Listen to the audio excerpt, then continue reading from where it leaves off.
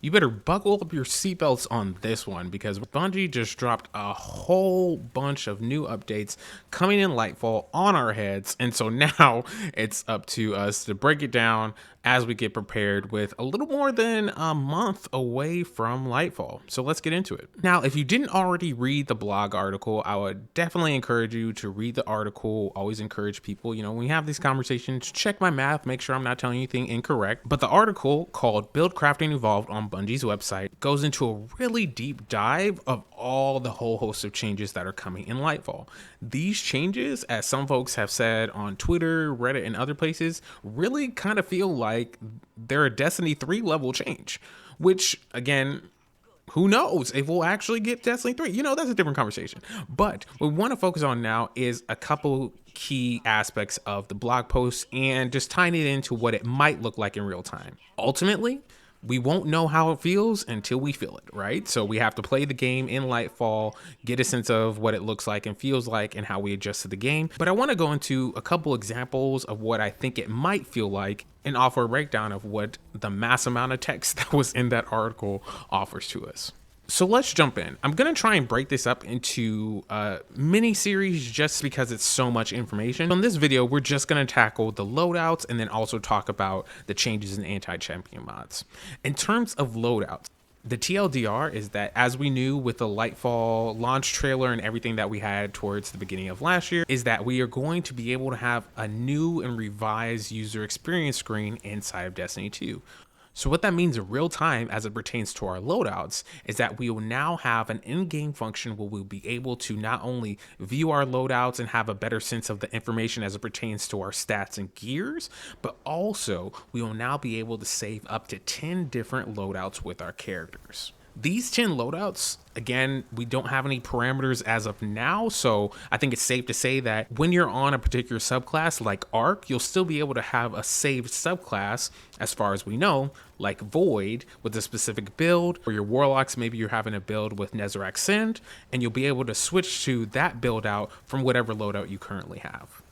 Per Bungie's own words, their goal with this is to be able to decrease the time that we're actually leaving the game. So again, they want us to be inside the game as long as possible, but to also be able to switch entire sets of gear very quickly without having to go to the tower or the helm or the enclave or even a third-party site like DIM to change those loadouts.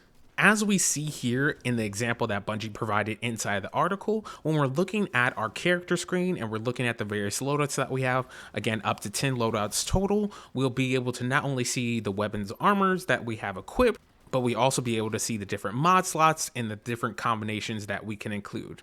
The one thing that we don't know for sure and won't know until we actually get a chance to play with it in game is how customizable is this in terms of, do we have to set the full loadout once and then we can't change, a machine gun to a linear, or is it that the fact that we'll actually have a lot of ability to customize our work within the game itself, right? So again, say I have a Warlock bond and then I get some Artifice armor, am I then able to change out one Warlock bond without Artifice armor for one that does have it? Is it going to be able to be done on the fly? Can we only do it in orbit, right? There's a lot of questions here, but ultimately knowing that in game we'll have this functionality is a total game changer. The one thing to keep in mind, though, is that with Bungie's renewed, revamped system, they're also revamping the way that we have access to this system of being able to save loadouts. It's going to be tied to your Guardian rank system. What is Guardian rank system, you ask? Great question. Well, Bungie has a link, and again, I'll link it down below as well, that goes into more detail. Again, it's just essentially the update on Guardian rank systems from the Lightfall launch trailer that we got at the beginning of last season. But the Guardian rank system is essentially us playing the game, going through all the activities. I'm assuming that it's going to be probably playlist activities heavy, just in terms of what we know of the season gameplay loop, and then being able to also do things like in-game, which are trials, raids, dungeons, master level content, etc. This process of unlocking your gear and having access to not only the loadout components also will carry over to what you unlock in terms of how you can access mods within the game, including all of the leveling up and grinding that's going to be tied to the seasonal artifact that we'll have access to. That said, the mods has a lot of details to it, so we're actually going to be covering that in a second video, a follow-up video to this one.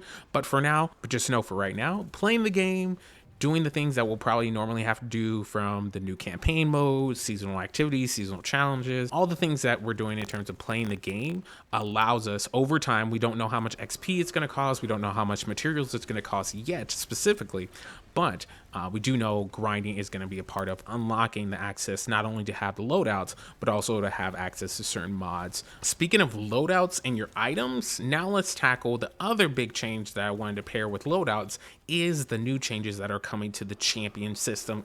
As folks may or may not know, currently in the game, we have a system of seasonal mods that give us access to be able to stun and impact champions at a variety of levels. In recent seasons, that's included more of having like grenades that stun champions or melees that stun champions. But usually it's the fact that we have pulse rifles, snipers, scout rifles, grenade launchers, whatever the case may be, that are used to put onto your armor slots for weapons to be able to then stun champions. Bungie said this is good, but we can make it a little bit better. So not only are we going to have that option to unlock those different champion stunning mods within our seasonal artifact, but now Bungie, by their own admission, wants things to be easier by now allowing us to build a little bit more deeply into the verbs that they've already set up for our 3.0 subclass. So whether we're talking about being radiant, jolt, suppression, ignition, blinding, all the different verbs that we already have that are great and very useful already for build crafting, now we get to take it to the next level, because those verbs are now going to be an integral part about how we engage with the champion system. Now, I know some folks are like upset or whatever that champions aren't fully going away in that system. I get it. I hear the complaints. I get it. But the reality is, with this updated system, we now have a little bit more diversity in the way that we can approach those engagements with champions, which I think, at least for the time being, should freshen things up. Specifically looking at some of Bungie's examples of damaging an overload champion by triggering a jolted condition, right? And say you're jolting enemies with your grenade and the champion also gets jolted, it then is also stunned.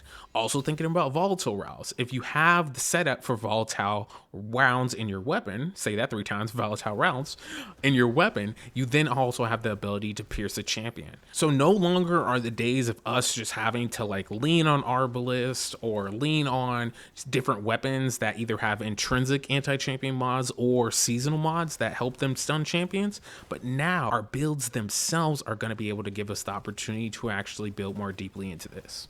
Now, some of you all may be thinking, why are you saying this? Why are you doing this breakdown? Don't you usually do stuff for returning players and new lights? Yes, that is correct.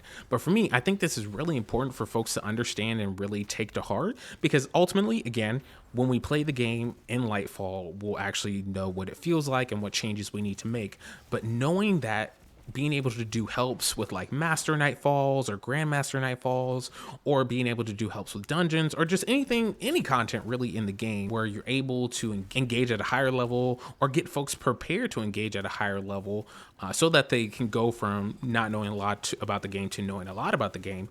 We don't have to say, well, you don't have Xenophage, or you don't have Anarchy, or you don't have Arbalist, or whatever the case is, and come from that perspective. Now we actually make it more accessible for players to engage in the game, because rather than leaning on exotic weapon that maybe someone just doesn't have, because again, they haven't had someone to do a Sherpa run for them to get Divinity. The fact is, you don't just have to lean on Divinity or other exotics that tend to be outliers. Now people firsthand are going to be able to lean in, whether you are a new player or you're a seasoned player, in ways that people have not before. And for me, this not only helps the health of LFGs and the different matchmaking systems that are coming in Lightfall, but also I think it allows us to be a lot more creative in the game, because we're now finding a lot more ways to be able to engage at that level, which to me makes the game more fun. On the screen right now are some beautiful, beautiful graphics made by Court Projects. I'm going to leave the link to their information down below. Again, we sacrifice nothing by uplifting others, so definitely go and support them and the content that they're building out.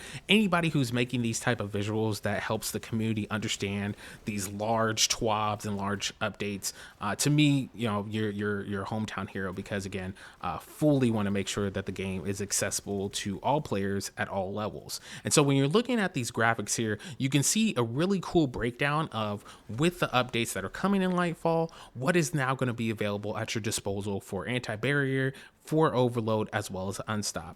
And so you're seeing that there's still some areas with Strand that we just won't know until we actually play in Lightfall in just about a month, but also knowing that the fact that there's a little bit more clarity on how you can stun champions, specifically anti-barrier champions, by becoming radiant or using a radiant function, the different functions. So I'm going to again leave a link to this in the comments below, but definitely encourage folks to use this as a reference point.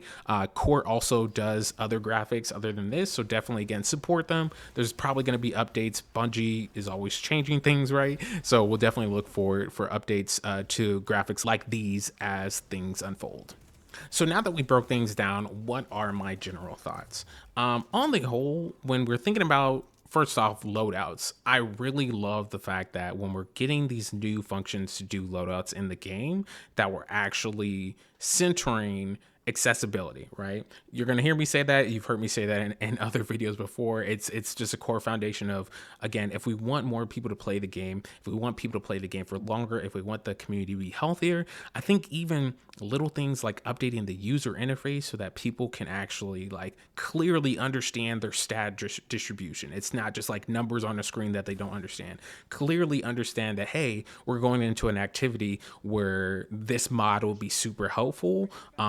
You know, it would be really helpful for you to rock double bomber mods with this fusion grenade build, right? And so people can easily be able to see that, and they're able to save loadouts. So for me, as someone who, again, I'm not like well known or anything, but I do enjoy being able to help out LFGs, whether that's like in dungeons or people like, hey, we need a Sherpa for this or that. You know, when I have time, I'll go onto the different LFG discords or spaces that Bungie has, and you know, just help out people in my free time. And when I'm doing that, knowing that that interaction becomes so much more easy because people are actually able to understand clearly what's in their builds, so that before we even start the encounter, folks know what to expect in terms of what they can output in terms of damage. So if you're going in wanting to play a support role, which again, oftentimes when I'm leading or Sherpering, I'm playing the support role so that other folks can get a feel for the encounter.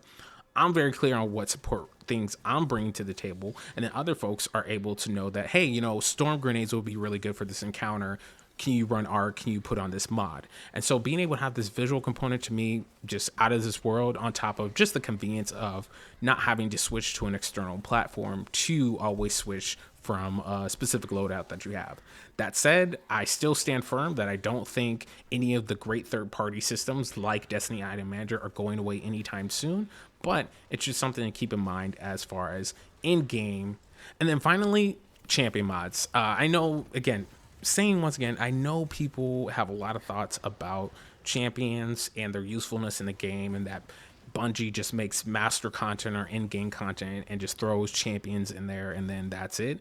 I am pretty aligned with a lot of that feedback. I think there's some nuance there that we can hold, but ultimately knowing that it's not going to be as boring is what gives me hope, because I can say that right now, how inconsistent SMG overload stun is, for example, knowing that consistently without it being a seasonal mod, we now will be able to jolt, we'll be able to utilize radiant, we'll be able to use volatile rounds. We have all these different options. And again, this is not including what we'll get with Strand. We now have a much wider array of options, so that when I'm thinking about going through content, I don't always have to sit there and be like, I'm a warlock main, dang, I got to sit here and be a well and do XYZ role. Now I can think about a little bit more about like, hey, actually, like, it's viable for, you know, me to actually be void or be, you know, like different options that get opened up with the ability to stun champions in a variety of different and new ways. So that's where I stand on this piece of it. I'm really excited for these changes. Again, Lightfall is just about a month, a little over a month out. And so this is a great time to be thinking about these changes, thinking about these breakdowns. I'm going to follow this video up with a second one that breaks down the other half of this article on Buildcrafting, because it was just such a large article. But if you like this content, if you like what we're offering here, again, we do guides, breakdowns, walkthroughs, we do some funny content, we have shorts. This channel is folks that have conversation and engage with one another. And so if you like it, if you like this place, please like and subscribe, and we'll see you all next time.